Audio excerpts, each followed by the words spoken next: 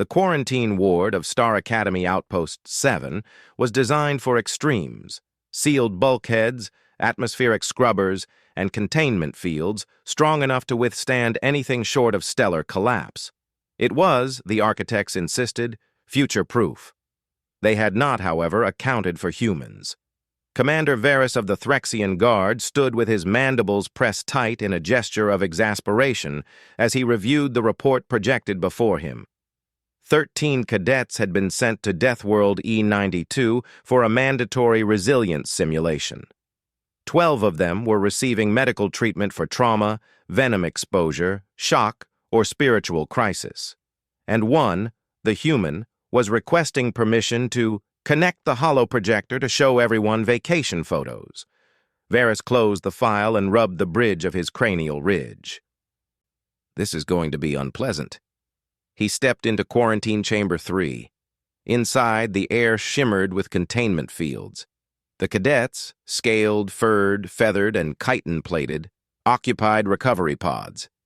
Some stared blankly, some wept quietly, a few simply trembled, and in the center, seated casually on the edge of a cot, was Cadet Hart, a human from Terran Sector. Shirt slightly torn, boots scorched, hair windswept. Riley looked less like someone who had survived a death world and more like someone returning from a sporting event. "Commander!" Riley grinned and held up a glowing holo-tablet. "Perfect timing. I finally sorted the photos." Varys did not feel prepared.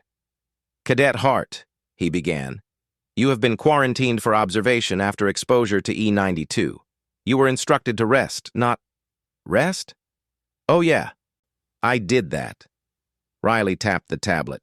"But look, this one's my favorite." A holographic image burst into the air. Riley, smiling with 2 thumbs up, standing beside a towering carnivorous plant whose petals dripped corrosive acid. The other cadets collectively recoiled. One of the feathered Katsari let out a thin shriek. "It ate 3 of us!" Riley blinked. "Wait, what? No, that one was harmless. Just don't touch the purple bits." "The purple bits," Varys repeated flatly. "The purple bits that dissolve armor plating." "Oh, those?" Riley shrugged. "Yeah, they're spicy." Varys felt his exoskeleton tighten.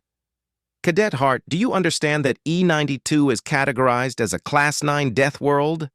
A planet where the ecosystem attempts to kill any living thing it encounters?" "Right, which is why you sent us there," Riley replied cheerfully. "Great place. You guys really know how to pick training spots." A collective groan rippled through the room. Riley swiped again. Okay, this one is really good. Took me forever to get the angle." The next hologram displayed Riley reclining in a hammock woven from vines that, according to the ecological briefing, attempted to strangle prey in their sleep. Several cadets fainted. Riley looked concerned for the first time. "Hey, are they all right?" "No," Varys said. "They are not." Riley frowned sympathetically. "Death worlds just take some getting used to." "Cadet Hart," Varys said sharply, "you were meant to participate in a controlled survival simulation. Yet according to the preliminary logs, you left the group." "Oh, that," Riley nodded. "Yeah, they got kinda jumpy after the first night. I tried teaching them some tricks, how to scare off the razor beasts, how to climb the glasswood trees without slicing your hands open, how to tell which rivers are only mildly venomous, but they panicked." "Mildly," echoed a trembling cadet in the corner. Riley offered a thumbs up. "It only tingles. Anyway, they didn't want to keep exploring, so I figured I'd give them space." "You wandered off alone," Varys said. "Not alone," Riley corrected. "I made friends, had a great time with the locals." Varys stared. "The locals on E92 are predatory megafauna." "Right," Riley snapped their fingers. "Speaking of which, look." Another photo appeared. Riley sitting cross-legged beside a creature with 8 limbs, crystalline fangs, and an armored hide like shattered obsidian. The monster, classified as a void tiger, was curled beside Riley like an oversized house cat. One of the cadets softly whispered, "I can still hear its screaming roar in my nightmares." "Oh, that wasn't a roar," Riley corrected brightly. "She was purring." Varys felt something inside him wilt. The void tiger purred. "Yeah, took me 3 days to earn her trust. Lovely creature. I named her Kiki." "The apex predator of E92, Varys murmured, "is named Kiki." "Yup," Riley said, pleased. "Want to see a video of her teaching me how to hunt?" A panicked chorus of no filled the chamber. Riley paused. "You sure? It's adorable." Varys raised a trembling claw. "Cadet Hart. The other trainees were nearly killed, repeatedly." Riley's expression softened. "I know. I tried helping when I could. I even set up shelters, started campfires. Kept watch. You disappeared for 4 days. I left them snacks. Poisonous snacks," one cadet wailed. Riley blinked. "Poisonous? Really? Huh. Didn't bother me." A silence hung in the air. The cadets stared at them as though Riley were the Deathworld. Varys exhaled slowly. "Cadet Hart, humans are strange." "Thanks." That was not a compliment. "Oh." Varys stepped closer, lowering his voice. "Do you understand why the Academy designates humans as a level 19 anomaly species?"